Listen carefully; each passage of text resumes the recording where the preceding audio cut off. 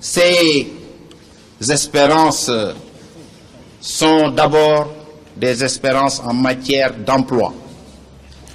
Le chef de l'État, dans le cadre du plan Sénégal émergent, comme vous le savez, a déjà engagé avec succès et bonheur un processus de transformation structurelle de notre économie. Mais il a pensé que le gouvernement devrait faire davantage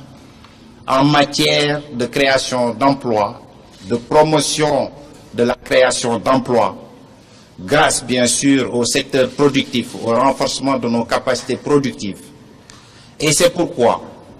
dans le gouvernement qui sera très bientôt lu par le ministre secrétaire général de la présidence de la République, le chef de l'État a souhaité mettre en place un ministère dédié spécifiquement à l'emploi, à l'insertion professionnelle et à l'intensification de la main-d'œuvre. Vous entendez par là les grands projets, comme on dit, HIMO, haute intensité de main-d'œuvre. C'est déjà un premier axe important de ce nouveau gouvernement. Toujours dans le souci de promouvoir davantage les politiques publiques, mais des politiques ciblées autour des attentes et des espérances des Sénégalaises et des Sénégalais, le chef de l'État a mis en place un certain nombre de départements pour justement la promotion de la femme sénégalaise.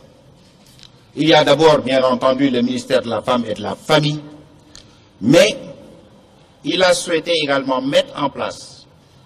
un ministère dédié à la protection de l'enfance sénégalais, et bien entendu, qui sera adossé, cette protection de l'enfance, à la bonne gouvernance. Donc c'est un département spécifique qui est mis en place pour protéger les enfants sénégalais. Et enfin, toujours dans le secteur de la promotion des Sénégalaises, nos sœurs, le chef de l'État a mis en place un ministère spécifique dédié à la microfinance et à l'économie solidaire, qui va cibler principalement les femmes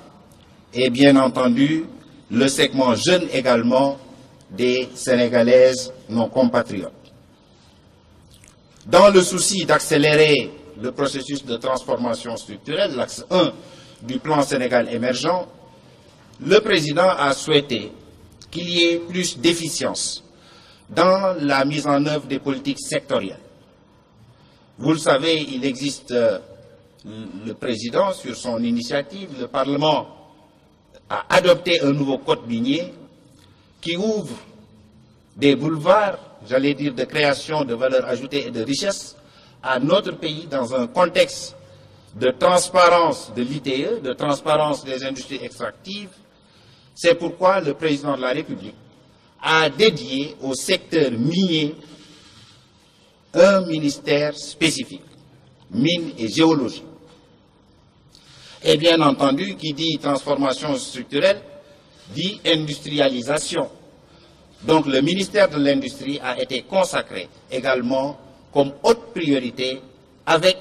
un ministère spécifique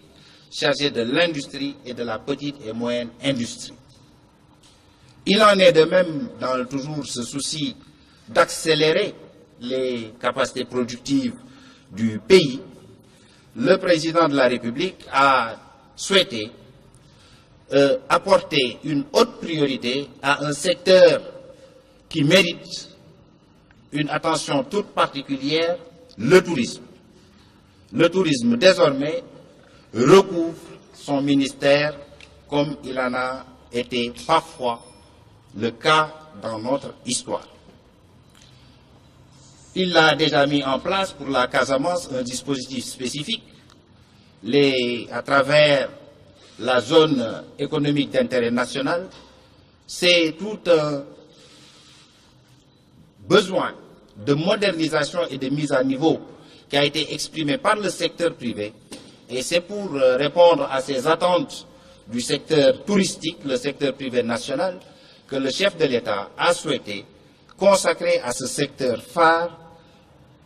un ministère spécifique. Ce qui veut dire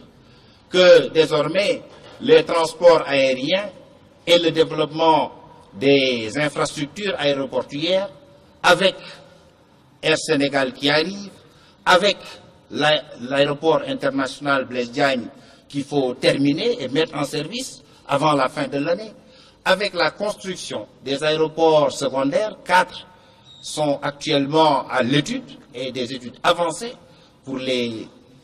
le cadre du désenclavement et de l'aménagement du territoire à l'intérieur du pays. C'est autant donc de travail qui va être assigné au ministre chargé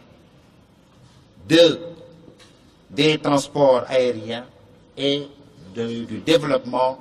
des infrastructures aéroportuaires.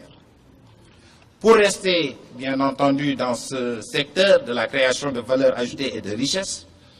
le président a souhaité mettre en place, parce que nous sommes en train de nous préparer à cette économie du pétrole et du gaz, il a déjà mis en place le COS Pétrogaz, qui est la plateforme de concertation et d'appui à la réflexion au niveau du président de la République. Le chef de l'État a souhaité mettre en place un ministère du pétrole et des énergies pour justement préparer également le Sénégal au plan de l'opérationnel en tant que département ministériel plein, le Sénégal de demain, le Sénégal, j'allais dire de demain, mais un demain qui s'annonce dès 2021 avec les premières exportations de gaz. C'est tous ces secteurs donc qui ont été consacrés au rang de haute priorité à côté de ce que j'évoquais en matière de promotion de la solidarité et de l'inclusion sociale. Donc, ces secteurs, je l'ai dit tout à l'heure, ce sera donc le pétrole et les énergies renouvelables, l'industrie comme ministère plein, chargé de l'industrialisation du pays, parce que c'est cela la transformation structurelle, les mines avec le nouveau code minier, c'est également les transports aériens avec toutes les infrastructures nouvelles qui sont en train d'être développées dans notre pays par le chef de l'État. Bu ma bëggee musique bu neex ñuy wax dëgg vérité ma déglu Liquido bi c'est mon frère bu ma bëggee information soo wala information choc ma dem leeral point net